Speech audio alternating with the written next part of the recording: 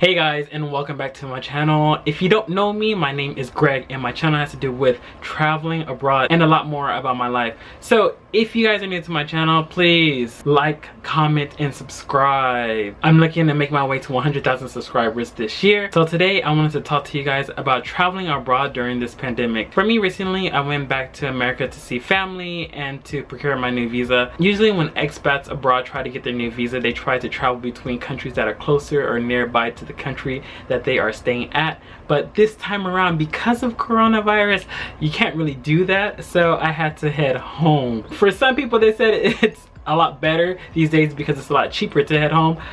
I'm not sure about the prices actually, because I felt like the last time I came abroad, I always book in advance, so it's always cheaper for me anyway. But I guess maybe if you're trying to buy a plane ticket like last minute or something like that, it's kind of cheap to head home. The only thing is there's a lot of cancellations and stuff like that, so you're not too sure if you'll be able to head home or not. So that is one thing to keep in mind when you're heading home. They have so many different cancellation insurances right now, and for me, I was trying to figure out which one I should choose because I didn't know, and they all ask you like different things, like if it cancels, if you're late to the plane, or a lot of different things. I was just like, what?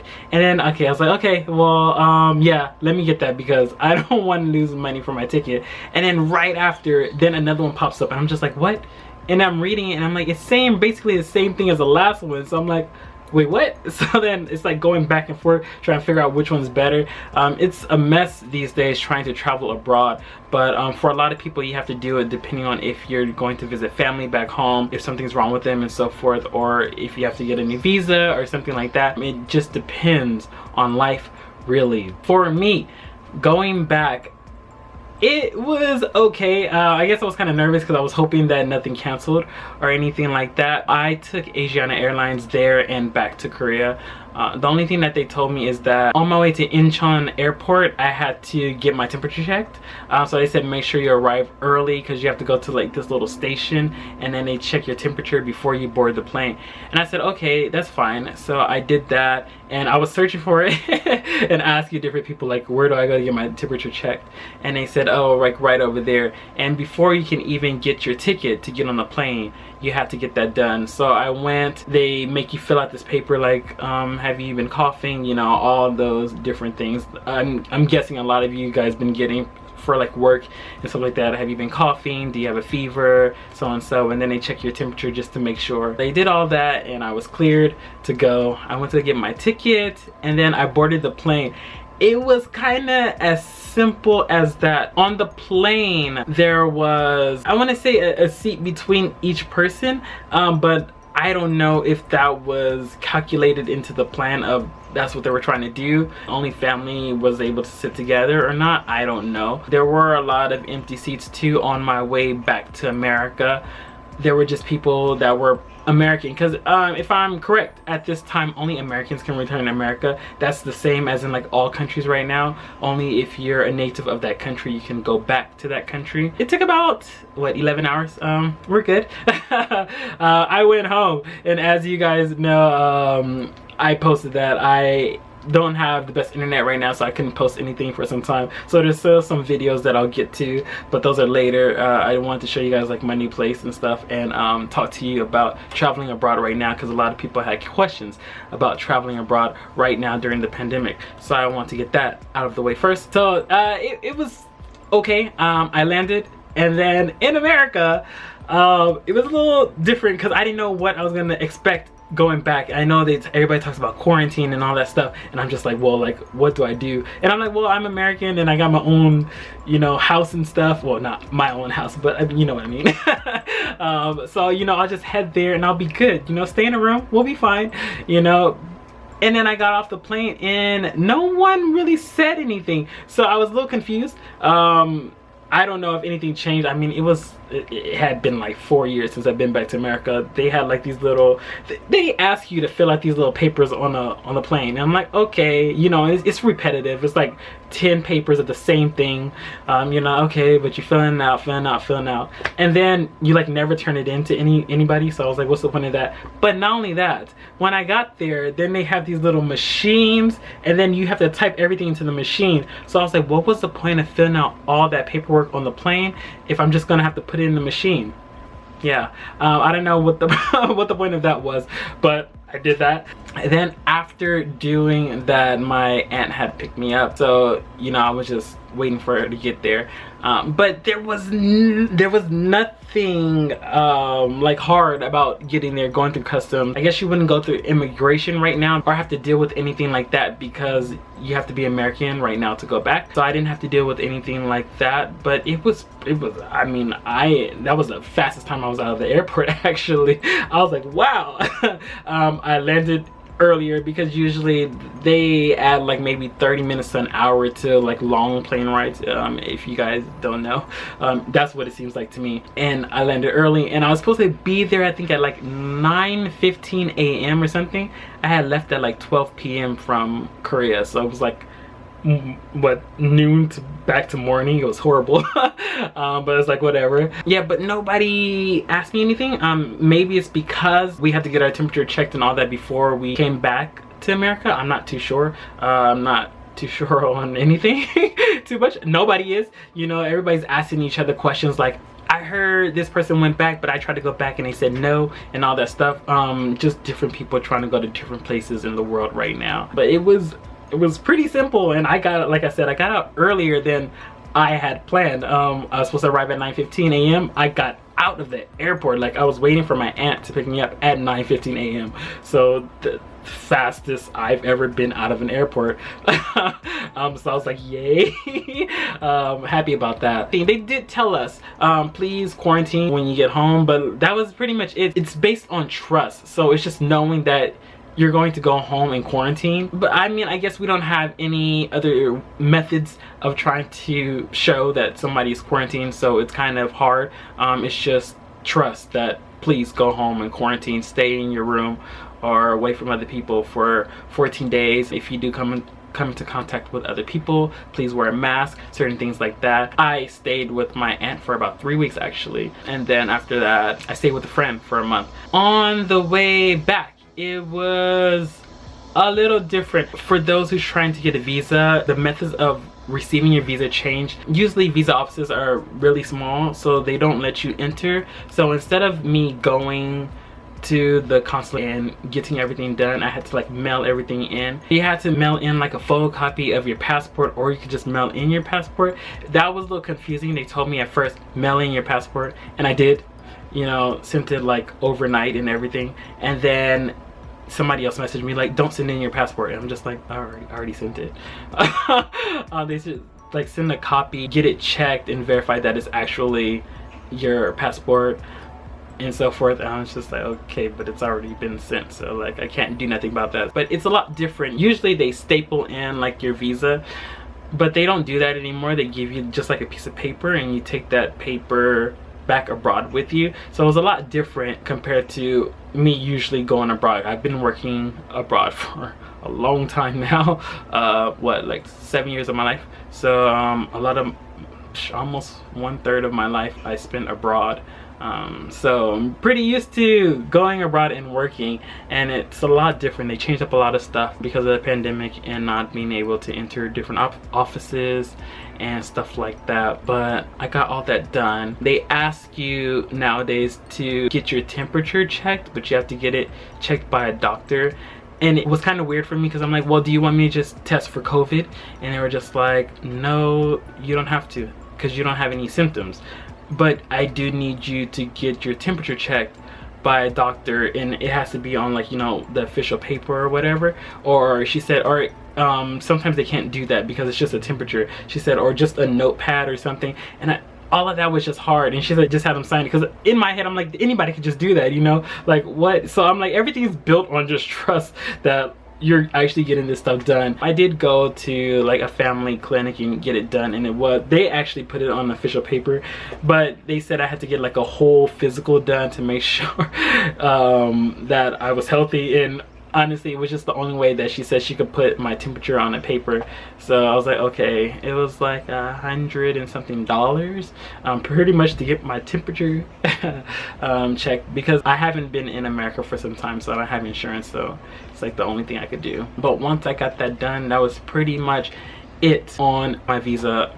And then she had already put that together anyway, so she sent it right back to me. I got that in less than a week, I think. So the time period has not really changed, but it's just there's a lot more methods to receive your visa. Coming back here, I didn't know what to expect, because I thought maybe it'd be kind of similar to leaving from Korea to go to America. Maybe they would tell me to go somewhere and get my temperature checked again. I didn't really know, because I was like, I did get it done for the visa, but maybe they'll ask me to do it again for getting on the plane. I didn't know. Everything's just so in the air. Nobody said anything. Nobody told me about a canceled ticket or anything like that. So I was like, okay, let me just go, you know, go to the airport and get it, you know, get on a plane and go back to Korea. I went back and there was nothing. It was kind of easy to get on the plane. There was nothing new or different about getting back on a plane, and I didn't have to get my temperature checked or anything like that, like it was done in Korea. So I don't really know the difference. I don't know if America asked Korea to get it checked before you go on a plane, but it's different, because since you're a worker, then you would have to come back here and, you know, do a whole process of like quarantining and stuff like that, which I'll go into next. I don't really know how that went down, but that's just how it was for me going and then coming back. On the plane too, I think they gave me more papers than they did when I left from Korea to America. And it's all like the same thing. Like, it's actually kind of tiresome a little bit, because you're just like, I just fill this out, and then you fill it in, and then I just fill this out. So you just like copy it and paste it onto like 10 different papers, which like there were like 3 different people that checked it, but majority of the people checked the same paper, so it didn't really make sense. But I mean, I was like, okay, whatever, let me just do that. Me getting back on the plane, I was the only person coming here for work.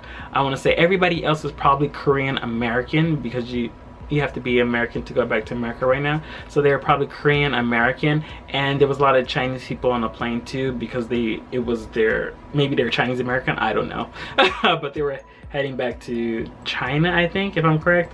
I just know that it was one of their stops before heading back, and I think it was China. I want to say, because one of the ladies did ask one of the guys if he was Chinese, and he said yes. I'm thinking they were Chinese. But yeah, when we got off, there was this long line to go through immigration, and I was like, wow.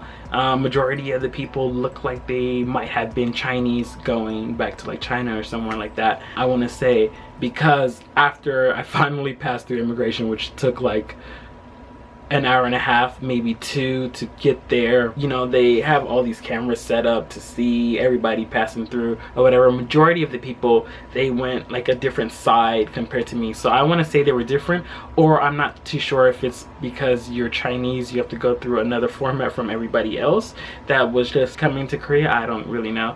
But that was like a long wait. It was the longest line ever. And then you get to this person, and then you show them like all your papers and stuff like that, and then she's like, oh, okay, you know. And then, do you have like a place to quarantine and stuff like that? I'm like, yeah, because I already had a new spot available for me. I looked all that up before I left to get that all out the way, so I don't have to deal with anything like that, obviously, because you have to quarantine these days. And he said yes, and she asked me if I have a number, and I said yes. For coming back to Korea, you do need a number, and you're supposed to have your own place, or you're supposed to have a family or a friend that you can stay with. So you're not supposed to do like a share house or anything like that. I think you can if the share house is okay with it and you only stay in your room or whatever. There's a lot of like iffy things about different things, and like I said, if you're around people, you're supposed to wear a mask. I mean, but in general, I guess nowadays if you're around people, you're supposed to wear a mask anyway, so it's like nothing new. And then after you pass through that, then there's a line of 3 different tables, and they're all in like suits and stuff, and like they had masks and they had the face shields, if I'm correct. So I was like, oh, okay. Then you sit down there, and then they install this app on your phone. So what the app does is it tracks where you're at. You know, but like it's weird because they did give me like a paper saying like I have to install this on my phone when I get to Korea. I guess they want to make sure that you have it on your phone, so they ask you for your phone, and then you give them your phone, and then they install it themselves. So you like have to open it up for them and let them install it. And I was like, oh, okay. he just said, can you give me your phone? I'm just like, oh, okay. I gave him my phone, and then he installed it on my phone for me. And then he just asks you like your address and your phone number and stuff like that. But not only that, they ask for like a friend or family member in Korea's number too. That I'm unsure of. I didn't know why. I'm not for sure if that's, if something happens, if they can't get a hold of you, they'll call them or what. I mean, because I was like, wait, what? Why? He said, I just need somebody that lives in Korea's phone number. And I was just like, okay. So I gave him somebody's phone number that lives here, and then he said, who is this? I'm like, a friend. And then he said, okay. And then that was it. I went to the next table, and the next table, the same papers that the previous guy looked at, this guy looks at, and then he takes your phone and looks at your phone to make sure that it's on your phone. And then after that, then he calls your phone to make sure that the number that you said is your number actually works. And I was like, oh wow, I didn't know they were gonna do that, because they have like an actual telephone set up right there. But I didn't think they're gonna do that, because I was like, what if your phone number doesn't work? And then the next table, he was like, yeah, I'm about to check if this works. And then it works, and he's like, okay. And then he says, go to the next table. I was like, wow, they actually checked. But he did ask me who the other number is. They didn't call that number, but I said it's my friend, and he just said okay. And then he just circled my number, I guess. So I didn't understand the point of that, but I'm like, okay. Pretty much after that, you see another guy, and he helps you sign another paper to get through immigration. And then that was it. The only difference is if you don't have a cell phone, and if you don't have a place to stay to quarantine in, then you have to quarantine inside of a hotel, I'm guessing, or something that they choose for you. Not too many people passed that. Like, there were some people with family that passed it with me, and some other people, like there was even some Korean American people, and I'm not too sure if it's because maybe they lived outside of Seoul or whatnot, because I don't know how far you can be without quarantining either. When I looked it up, the only thing that they told me is you can self-quarantine, and I said, okay, if you don't have a place to quarantine, then you do have to stay inside of a quarantine that the officials give you. So I'm like, okay. And they said it's about like $2,100. It used to be like $1,400. It was like $100 a night.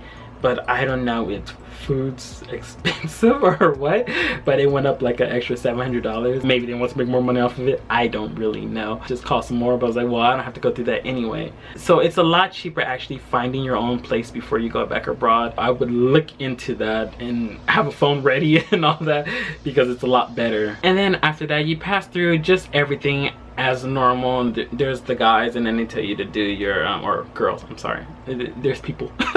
And they ask you to put your fingers down, you know, and then they check your prints to put it into the system to say that you're inside of Korea and so forth. And then that was pretty much it. That goes back to normal. But before that, there's a lot more setup, and it takes a lot longer to go through immigration than it was beforehand these days. But I guess they're trying to make sure about everything, and to make sure that they can tell where you are. All of that was okay, and I got through, and I was like, yes. But after that, it's just like, how do you get to your destination?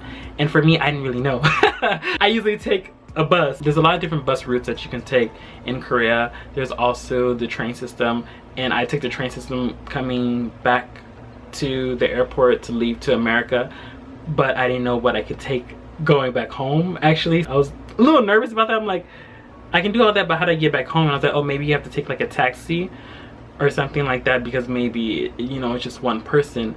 But when I went downstairs, they asked me if I want to take a taxi. There's a shuttle if you're staying in like a hotel nearby, but there's buses that you could take. And I was like, oh, okay, well then I'll take the bus. Yeah. And then after that, when he said that, he put like a red sticker on me. It's like, what is that? Like, what does a red sticker mean? And I was like, oh, it means I'm infected or what? No, but I think it means like you just came back to Korea and I don't know, you have to quarantine. I don't know, because I mean you change clothes when you get home, so whatever. But I was just like, what is that, you know? But that was pretty funny. He just put it on me and I was just like I had to look at him again like, what? Why are you touching me? And then he told me to go to number 12. At that point he did ask me where am I going, and I did tell him Seoul. So maybe you can go to different places.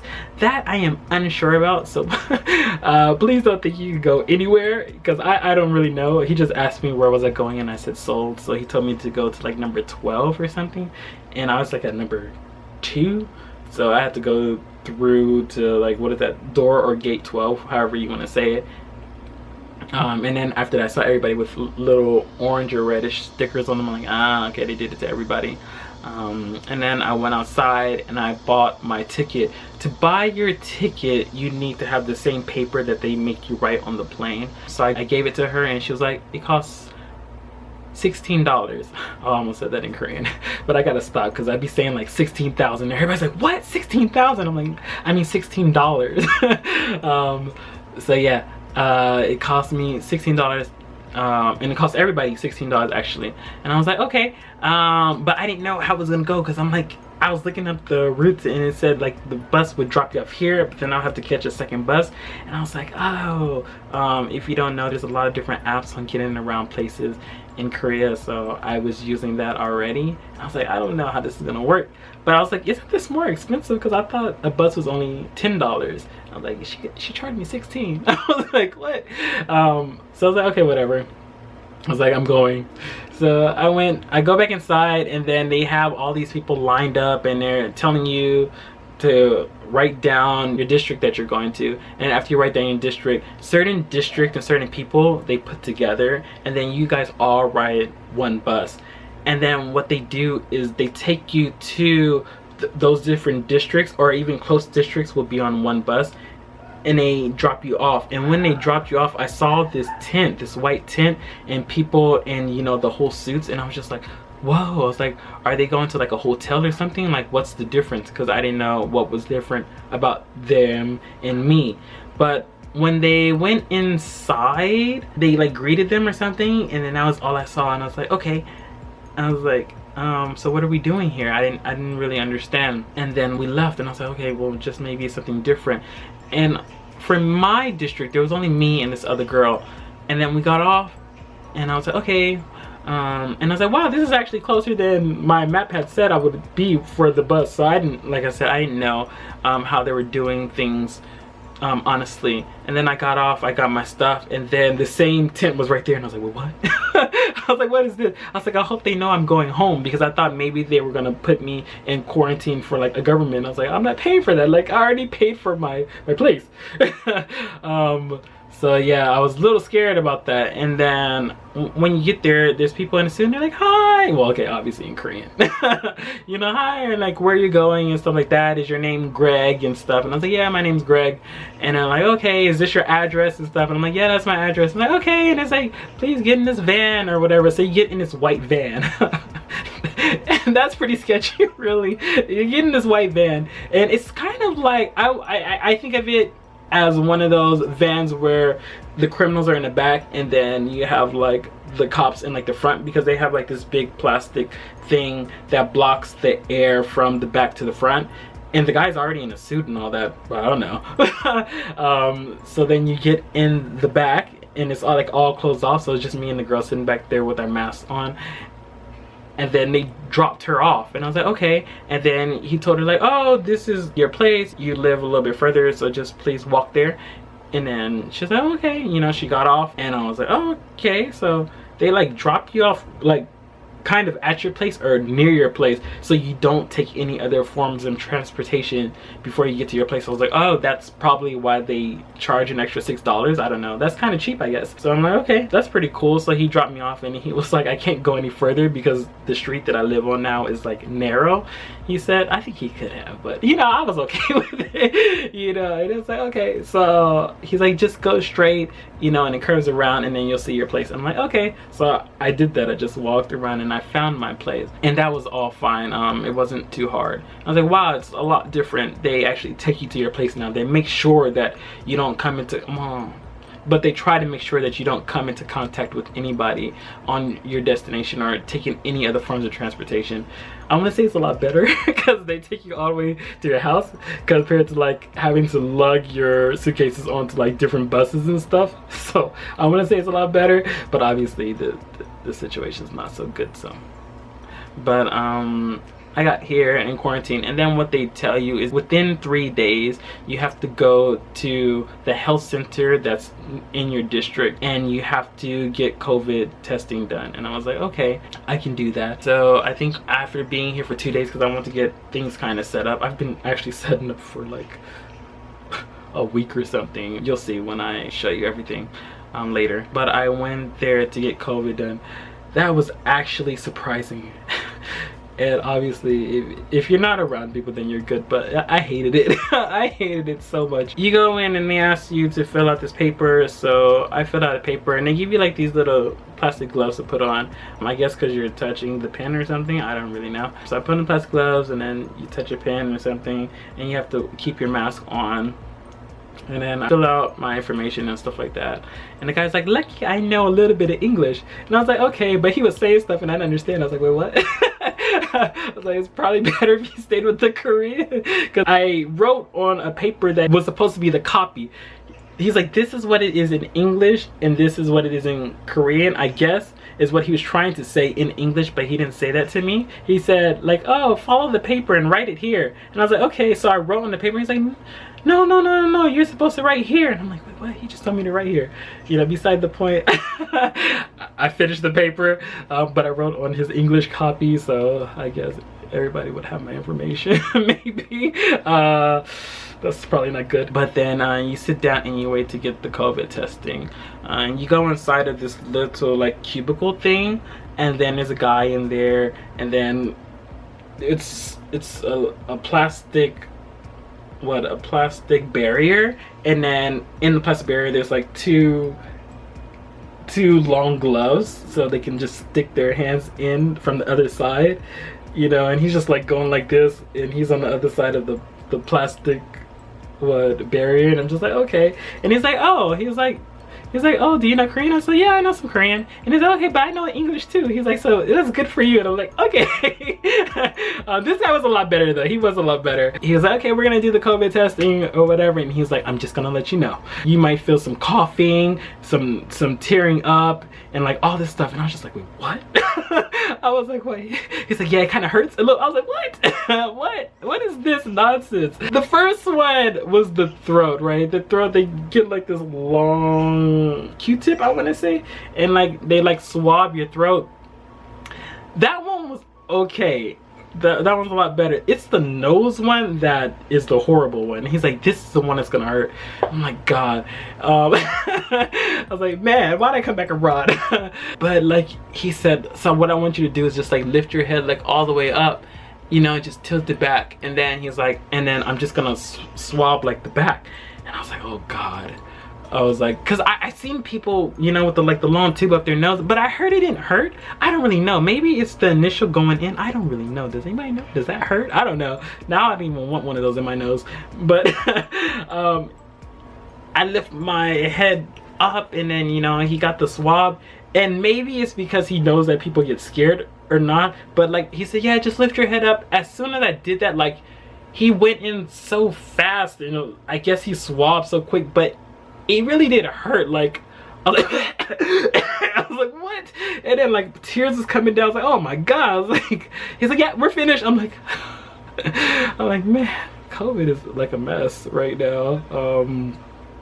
Yeah. So that, I don't know if any of you guys got gotten a test taken. I don't even know if it's different in different places, but my mom told me that my cousin had to get it done too when she went back to Belize. So I would assume it's kind of the same in different places. I think my mom said my cousin also in Belize, they have the same kind of well, probably not the same application, but something similar to that. I guess maybe just America doesn't right now. So I'm not too sure what places have it or not, but it's just for the first 2 weeks of your quarantine, and then you could just take it off your phone. They did call me and they told me that my quarantine ends on this day at this time, so they said after that time then you can go outside. It's pretty much like 13 days in like maybe 14 hours from when I arrived. I don't know, something like that. It's not actual 14 days, but they give you a time of when you can leave.